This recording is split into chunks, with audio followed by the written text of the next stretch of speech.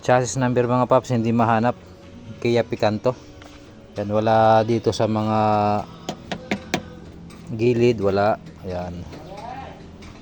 Wala rin sa mga dito.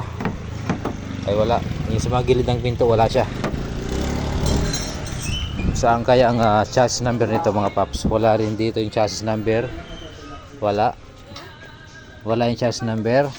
Yan.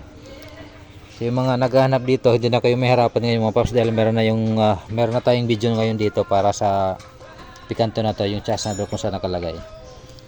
Yan. Walang chassis number, walang nakalagay.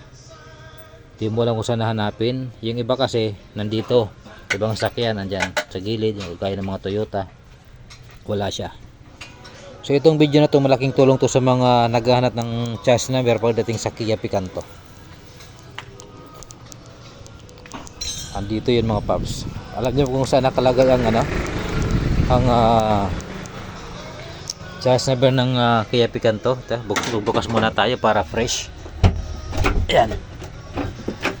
Ayan. Ayan mga paps. Nandito kaya chassis number. Wala din. Wala din dito yung chassis number. Wala mga paps. So ito na. Kaya pala.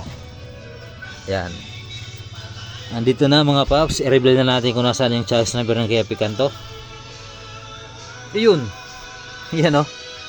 Yan o mga paps. Pag Kia Picanto, andito yung chassis number sa may lagayan ng spare tire. Andito siya. Yan. Yan. Yan po ang chassis number ng Kia Picanto mga paps. Wala sa mga upuan, kundi andito sa likod. Wala rin sa may makina. So yun lang mga paps, sana nakatulong itong video na to sa paghahanap ng chassis number pagdating sa Kia Picanto na sasakyan.